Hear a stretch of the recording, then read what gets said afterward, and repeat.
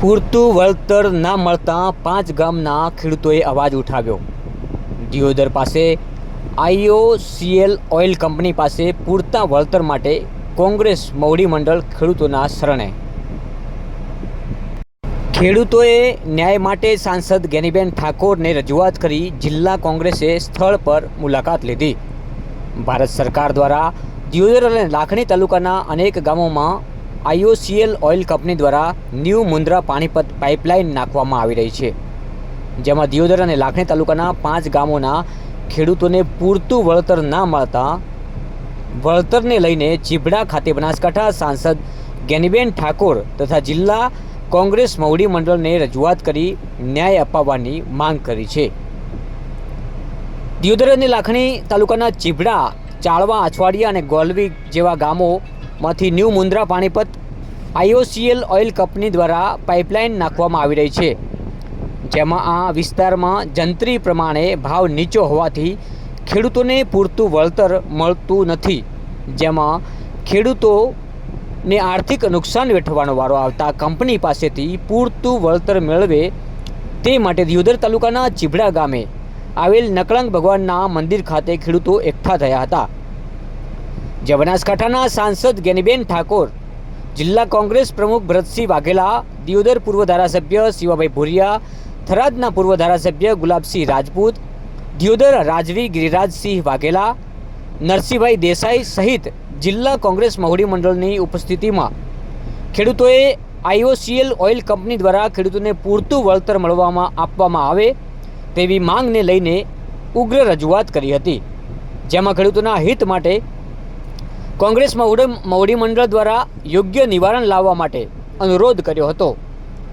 ભરતસિંહ વાઘેલા, બનાસકાંઠા જિલ્લા કોંગ્રેસ પ્રમુખ ત્યાં પહોંચ્યા હતા, ખેડૂતોને લઈને ચિંતા વ્યક્ત કરી હતી। છેલ્લા કેટલાય સમયથી બનાસકાંઠા જિલ્લાના ખેડૂતોને આવી વિપરીત પરિસ્થિતિનો સામનો કરવો પડતો રહ્યો છે, ત્યારે કોંગ્રેસનું મવડી મંડળ ખેડૂતોની વહારે પહોંચ્યું હતું। કહી શકાય કે બનાસકાંઠા જિલ્લા સાંસદ ગેનીબેન ઠાકોર પણ ત્યાં ઉપસ્થિત રહ્યા હતા અને આપ જોઈ રહ્યા છો આ દ્રશ્ય છે બનાસકાંઠા જિલ્લાના દિયોદર તાલુકાના ચીભડા ગામના, જ્યાં સાંસદ ગેનીબેન ઠાકોરે સ્થળ પર રૂબરૂ મુલાકાત લઈ યોગ્ય વળતર મળે તે માટે રજૂઆત કરવા માટે આહવાન કર્યું હતું। બનાસકાંઠા જિલ્લા કોંગ્રેસ સાંસદ ગેનીબેન ઠાકોર ખેડૂતોની રજૂઆત સાંભળવા માટે દિયોદર તાલુકાના ચીભડા ગામે પહોંચ્યા હતા, જ્યાં ખેડૂતો સાથે વાતચીત કર્યા બાદ ગોલવી ગામે સ્થળ મુલાકાત પણ લીધી હતી, જેમાં ખેડૂતોને પૂરેપૂરું વળતર મળે તે માટે પૂરેપૂરી મદદ કરવાનું આહવાન કર્યું હતું।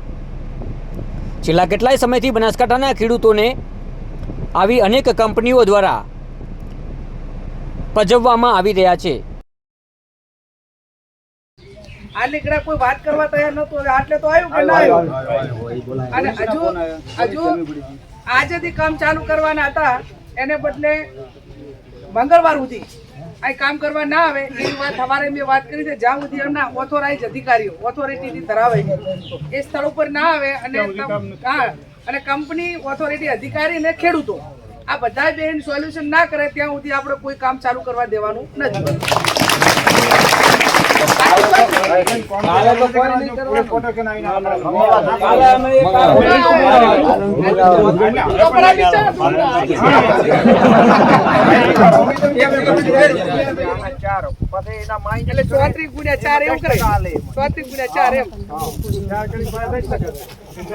પેલા તો કીધું આવડું કાગળ હોય ભરો ડાયરેક્ટ 10% હાલવાનું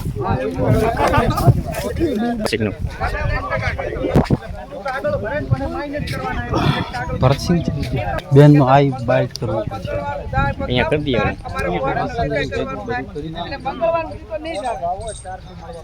અને આજ કલેક્ટર ઓફિસે ખેડૂતોને 4 જણાને બોલાયા। IOCL કંપની દ્વારા અહીં પાઇપલાઇન નાખવામાં આવી રહી છે। મુન્દ્રાથી પાણીપત જતી આ પાઇપલાઇનમાં કેટલાક ખેડૂતોએ વળતર માટે ઉગ્ર માંગ કરી છે। અનેકવાર આવેદનપત્ર જિલ્લા કલેક્ટર, નાયબ કલેક્ટર સુધી આવેદનપત્ર આપ્યા બાદ પણ ખેડૂતોને કોઈ જવાબ ના મળતા આખરે બનાસકાંઠા સાંસદને રજૂઆત કરી હતી અને આજે બનાસકાંઠા સાંસદ ગેનીબેન ઠાકોર, બનાસકાંઠાનું કોંગ્રેસ મવડી મંડળ પણ ત્યાં સ્થળ મુલાકાત માટે પહોંચ્યું હતું અને ખેડૂતોની રજૂઆતને ધ્યાને લઈને ગ્રાઉન્ડ ઉપર વિઝિટ પણ કરવામાં આવી હતી. હવે આવનારા સમયમાં જોવાનું એ રહેશે કે ખેડૂતોને પૂરતું વળતર મળે છે કે નહીં. ખેડૂતોએ રજૂઆત કરી હતી કે જે રીતે થરાદમાં એક ગામની ઊંચી જંત્રી પ્રમાણે આખા વિસ્તારને વળતર ચૂકવવામાં આવ્યું હતું, એવી જ રીતે બનાસકાંઠાના દિયોદર વિસ્તારમાંથી પસાર થતી આ મુન્દ્રા અને પાણીપતવાળી જે એક ઓઇલની લાઇન છે એ લાઇનમાં પણ એવી જ રીતે વળતર ચૂકવવામાં આવે. જે બનાસકાંઠામાં દિયોદર તાલુકાનામાં આવતું કોઈપણ ગામ છે એનું જે ઊંચી જંત્રી હોય એ પ્રમાણે જંત્રીના ભાવ પ્રમાણે વળતર આપવામાં આવે તેવી ખેડૂતોએ સાંસદ પાસે અપેક્ષા સાથે રજૂઆત કરી હતી. સાથે સાથે સાંસદ ગેરીબેન ઠાકોરે પણ ખેડૂતોને બાંયધરી આપી હતી. સાથે જિલ્લા પ્રમુખ ભરતસિંહ વાઘેલાએ પણ રજૂઆત ધ્યાને લઈને ખેડૂતોને પડખે ઊભા રહેવાનું વચન આપ્યું હતું.